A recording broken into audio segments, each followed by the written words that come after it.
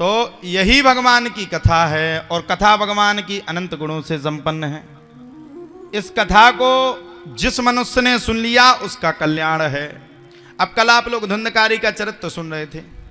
धुंधकारी का तरन तारण हुआ। सूत जी महाराज से 88,000 ऋषियों ने प्रश्न किया। बोले भगवान अब आप हमारे 3 प्रश्नों का उत्तर दे दें। 3 प्रश्नों का उत्तर, मात्र 3। किम ध्येयम, किम गेयम, किम सेवणम।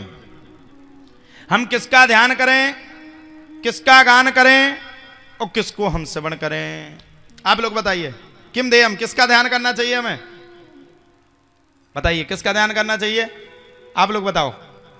अगर किसी ने आपसे पूछा किम ध्येयम तो किसका ध्यान करोगे? बोले देखो महाराज हम तो सुबह से उठते शाम तक चलते, शाम से उठते सुबह तक चलते, बस हमें तो एक ही चीज की ध्यान आती, लक्ष्मी माता की।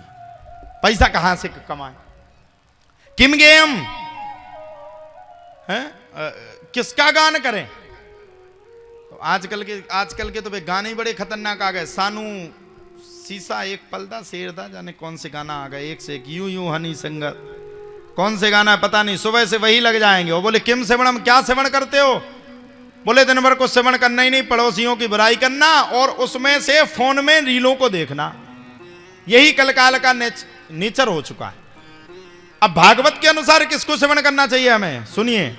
जन्माद्यस्य यतोऽन्वयात् तरतस् चार्थेष्वभिज्ञः स्वराट् तेने ब्रह्म हृदय आदि कवये मुह्यन्ति सूरयः श्रीतेजो वारिमृदां यथा विनिमयो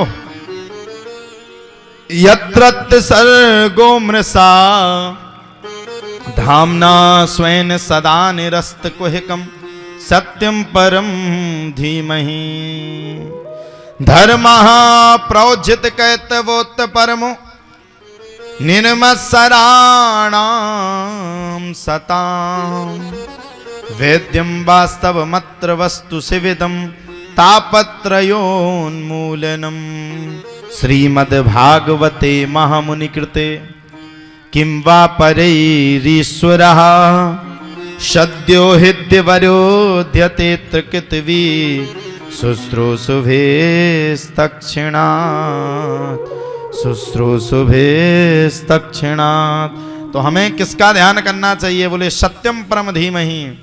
किसकी बात कही? बोले जो सत्य स्वरूप भगवान है, हमें सत्य स्वरूप भगवान का ध्यान करना चाहिए।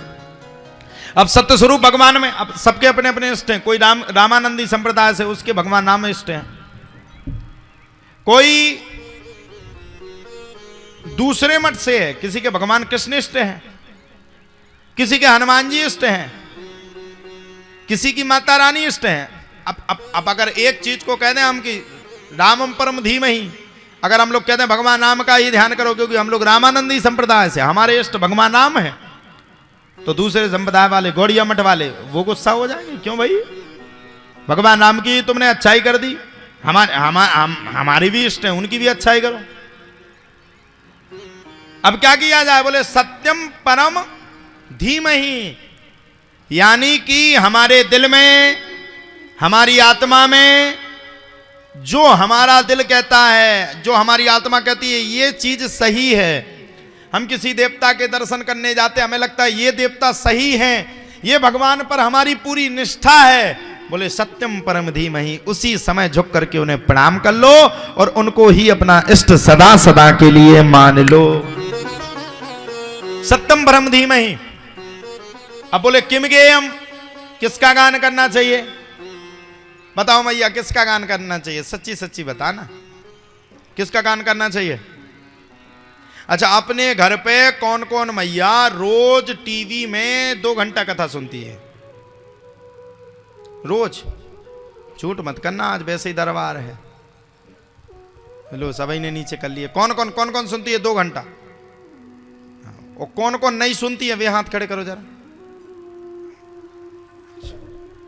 अब सच्ची बात बताना, बुरा तो नहीं मानोगी तो पूछे। दिल वाले फिल्म किस किस ने देखी है? सभी ने देखी। किसी हीरो की नई फिल्म आ जाए, कोई भी फिल्म लॉन्च हो जाए, सब देखी आप लोगों ने कि नहीं? लेकिन भागवत कथा किसी ने नहीं सुनी। अब यहाँ पे एक पर्दा लगा देते अपन लोगों, नई फिल्म कोई लॉन्च हो रही होती, उसको अगर खोल करके रख देते नगर तो ठीक है, 2-4 नगर से और आदमी जुड़ करके उस फिल्म को देखने के लिए आते, उसमें कोई फायदा नहीं। और राम नाम में अगर फायदा है तो उसको हमें सुनना नहीं।